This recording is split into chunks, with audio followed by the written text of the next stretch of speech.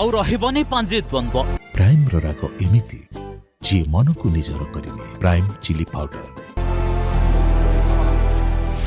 ପାଞ୍ଜି ଓ କ୍ୟାଲେଣ୍ଡରରେ ପର୍ବପର୍ବାଣୀ ନେଇ ରହିବ ନିର୍ଭୁଲ ତଥ୍ୟ।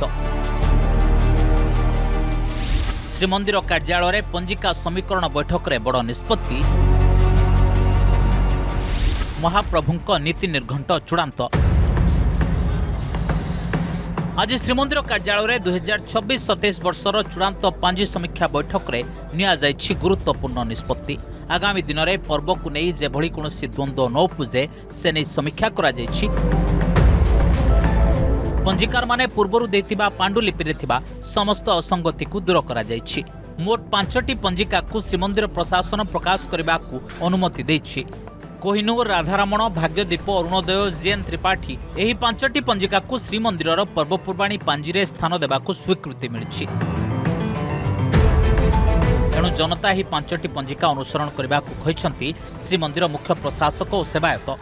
ଏଥିରେ ଆଜି 5ଟି ପଞ୍ଜିକାର ଆମ ଏଠାରେ ଯୋଗଦାନ କରିଥିଲେ ଏବଂ ସମସ୍ତଙ୍କ ସହମତିରେ ଆଗାମୀ ବର୍ଷ ପାଇଁ ପାଞ୍ଜି କେମିତି ନିର୍ଭୁଲ ଭାବରେ ହେବ, ସମସ୍ତେ କେମିତି ସମସ୍ତ ଦ୍ୱନ୍ଦ୍ୱରୁ ଦୂରେଇ ହେବେ ସେଥିପାଇଁ ପ୍ରଚେଷ୍ଟା ରହିଲା। ଏହା ମଧ୍ୟ ଆଗାମୀ ଦିନରେ ସଠିକ୍ ହେବ ବୋଲି ଆମେ ଅନୁଭବ କରୁଛୁ। ଉତ୍କଳର ସମସ୍ତ ଜନସାଧାରଣ ଏହି ପାଞ୍ଜିକୁ ଗ୍ରହଣ କରିବେ ଏବଂ ଏ ପାଞ୍ଜି ନିର୍ଭୁଲ ଅଛି ଏବଂ ଏଥିରେ କୌଣସି ଦ୍ୱିମତ ଏଥର ନାହିଁ। ଆମେ ଆଶା ରଖିଛୁ ଭଲ ହେବ। ଆଗାମୀ ସେପ୍ଟେମ୍ବର 14ରେ ଶ୍ରୀମନ୍ଦିରରେ ହେବ ଗଣେଶ ଚତୁର୍ଥୀ। ଡିସେମ୍ବର 8ରୁ 10 ତାରିଖ ଯାଏଁ 3 ଦିନ ଶ୍ରୀମନ୍ଦିରରେ ପାଳନ ହେବ ଦେବ ଦୀପାବଳି। 14 ଏପ୍ରିଲରେ ମହାବିଷୁବ ସଂକ୍ରାନ୍ତି ଓ ହନୁମାନ ଜୟନ୍ତୀ। ସେହିଦିନ ଶ୍ରୀମନ୍ଦିର ପ୍ରଶାସନ ପକ୍ଷରୁ ଓଡ଼ିଆ ନବବର୍ଷ ପାଞ୍ଜି ଓ କ୍ୟାଲେଣ୍ଡର ଉନ୍ମୋଚନ କରାଯିବ।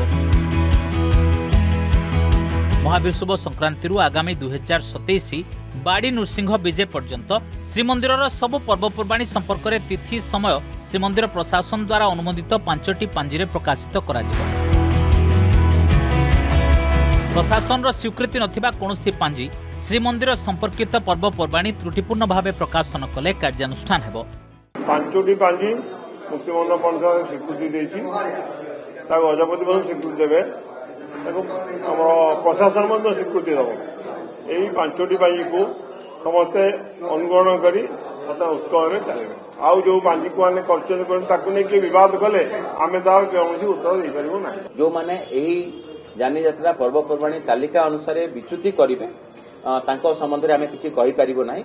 କିନ୍ତୁ ଶ୍ରୀମନ୍ଦିରର ଯାନିଯାତ୍ରା ପର୍ବପର୍ବାଣୀ ଯାହା ବି ଆଜି ଅନୁମୋଦିତ ହୋଇଛି ତାକୁ କୌଣସି ପ୍ରକାଶନ ସଂସ୍ଥା ଯଦି ଭୁଲ ଭଟକା ପ୍ରକାଶନ କରନ୍ତି ତାଙ୍କ ବିରୁଦ୍ଧରେ ଆମେ କାର୍ଯ୍ୟାନୁଷ୍ଠାନ ନେବୁ। ଗତ କିଛି ବର୍ଷ ହେବ ବିଭିନ୍ନ ପାଞ୍ଜିରେ ଶ୍ରୀମନ୍ଦିର ସମ୍ପର୍କିତ ପର୍ବପର୍ବାଣୀ ପାଳନ ନେଇ ବିଭ୍ରାନ୍ତିକର ତଥ୍ୟ ପ୍ରକାଶିତ ହୋଇ ଆସୁଛି, ଯାହାଦ୍ୱାରା ଜନସାଧାରଣ ଦ୍ୱନ୍ଦ୍ୱରେ ପଡୁଛନ୍ତି। ଏବେ ଏହି ଦ୍ୱନ୍ଦ୍ୱ ଦୂର ହୋଇଛି।